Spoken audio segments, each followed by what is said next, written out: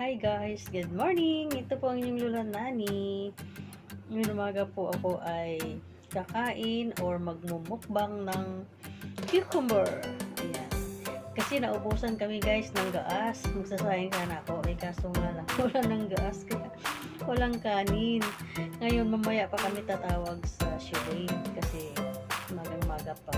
Nung nagbukas ako ng ref, ay nakita ko yung cucumber. Ayan, kaya sabi ko, itry ko nga kaya magmukbang ako cucumber kung ilang piraso ba yung aking kayang makakain dito sa ayan, 3 piraso sila guys.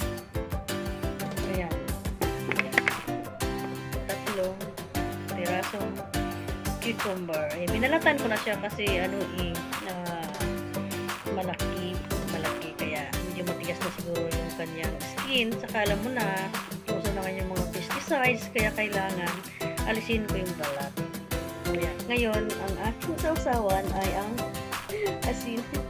Ayan guys, tingnan natin kung ilan ba yung mauubos ko na cucumber. Ilan yung makakaya ko. Ayan, simulan ko sa pinakamalaki.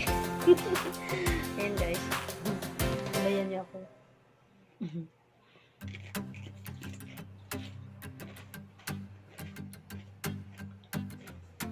Masarap yung yung cucumber na mayroong asin sa sauce.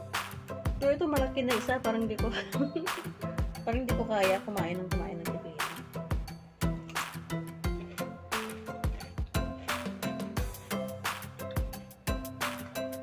Ito yung ginagawa namin noon. O kaya, ang ginagawa ng tatay ko, i-slice niya siya.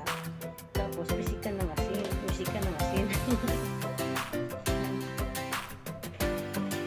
Parang isa lang yata makayanan mo kainin.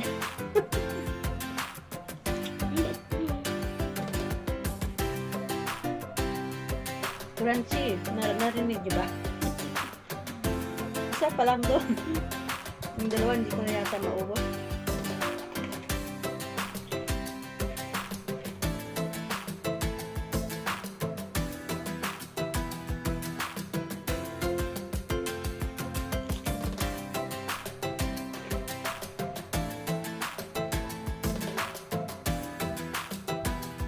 Dapat pala pag kumain tayo, kailangan nguyain yung ating sinusubo sa ating bibig.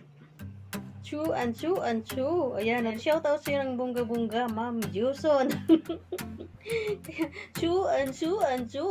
Ayan, i-grind natin ang mabuti sa ating mga ngipin, magagandang ngipin, kahit na hindi magandang ngipin ni Lola. Pero parang hindi ko na kaya magdalawa. Walang talaga yata ang kaya ko.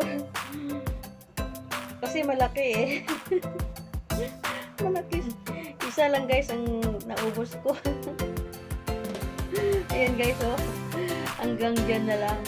Pipino or cucumber. Ayun. Isa lang yung naubos ko. Ayun lang guys. Ayan. Bye bye na. Maraming salamat sa inyong panunood ng aking pagmumukbang ng cucumber. Bye!